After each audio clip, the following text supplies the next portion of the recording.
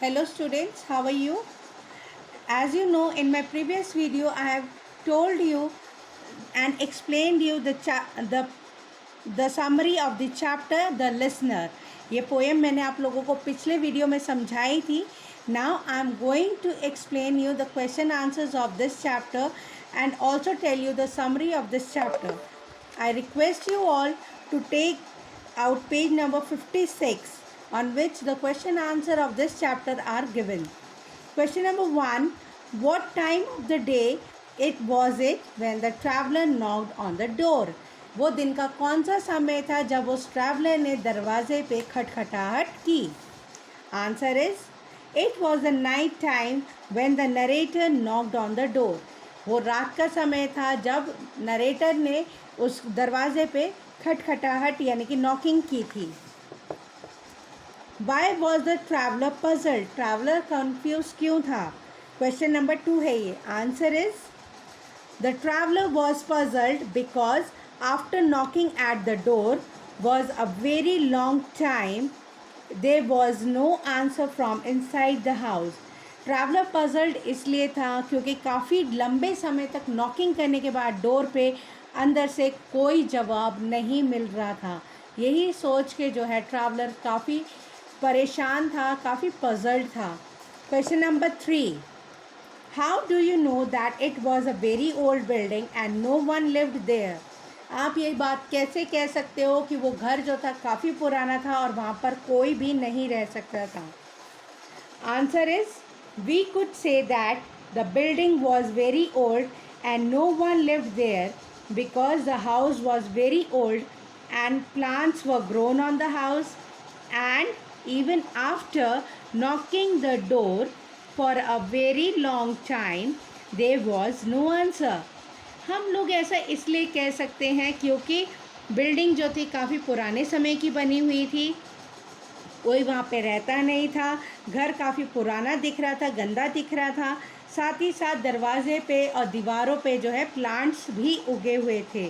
तो इसलिए हम लोग कह सकते हैं कि वहाँ पे कोई नहीं रहता था. दूसरा वो जो घर था काफ़ी पुराना बना हुआ था. Question number 4. Did the traveller realise that someone was listening to him? क्या ट्रैवलर को इस बात का एहसास हुआ कि कोई उसे सुन रहा है? Answer is yes, the traveller realise that someone was listening to him because he felt strangeness in his heart and answering his cry. हाँ, ट्रैवलर को इस बात का एहसास हो गया था कि कोई उसकी पुकार जो है ज़रूर सुन रहा है, क्योंकि उसके दिल में बड़ा अजीबो गरीब उसे फील हो रहा था. साथ ही साथ ऐसा लग रहा था कि मानो कोई उसकी पुकार का जवाब दे रहा हो. तो kids, this was the question answers of this chapter. Now I am going to tell you the summary of this chapter. अब मैं आप लोगों को इसकी समरी बताने वाली हूँ. The poem the listener is written by Walter de la Mare, who was best known versatile and skilled poet of 1873 and 1956. ये जो पोएम है द लिसनर, ये लिखी गई है वॉल्टर डी ला मार्ले के द्वारा, जो कि काफ़ी फेमस और वर्सटाइल स्किल्ड पोएट थे. 1873 में उनका जन्म हुआ था और 1956 में उनकी डेथ हुई थी. In this poem the poet want us to tell that the traveler who was coming from a very far away. ये पोएम एक ऐसे ट्रैवलर के बारे में बताई गई है जो कि काफ़ी दूर से जो है वहाँ पे आता है.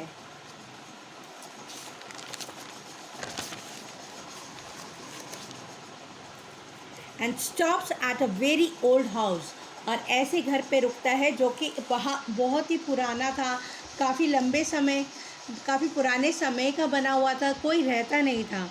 We could say that the house was very old because it was the construction of olden times. हम ऐसा इसलिए कह सकते हैं क्योंकि उस घर की जो बनावट थी, कंस्ट्रक्शन थी, काफ़ी पुराने समय की थी. Plants were grown on the doors and the walls of the house. जो प्लांट्स थे वो घर के दरवाज़ों पे, खिड़कियों पे, दीवारों पे जो थे उगे हुए थे. And no one lived there, और वहाँ पे कोई भी नहीं रहता था. The traveller knocked again and again. Traveller ने बार बार दरवाजे को खटखटाया, but he couldn't get the response, लेकिन उसे कोई रिस्पॉन्स नहीं मिला था. After some time the traveller felt some strangeness in heart. कुछ समय बाद जो है उसे अपने दिल में बड़ा अजीब सा लग रहा था. He felt so because some unknown figure was listening to him.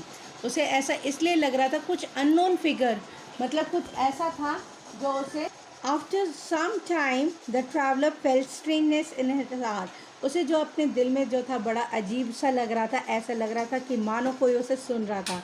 He felt so because some unknown figure was listening to him.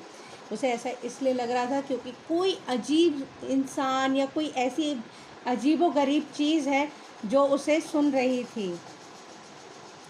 After no reply for knocking at door he went from there. जब उसे बार बार दरवाज़ा खटखटाने के बाद भी कोई response नहीं मिला तो वो बेचारा वहाँ से चला गया. And said that tell the person living in the house that he came there and no one replied और open the door for him. फिर उसने भी एक काम किया.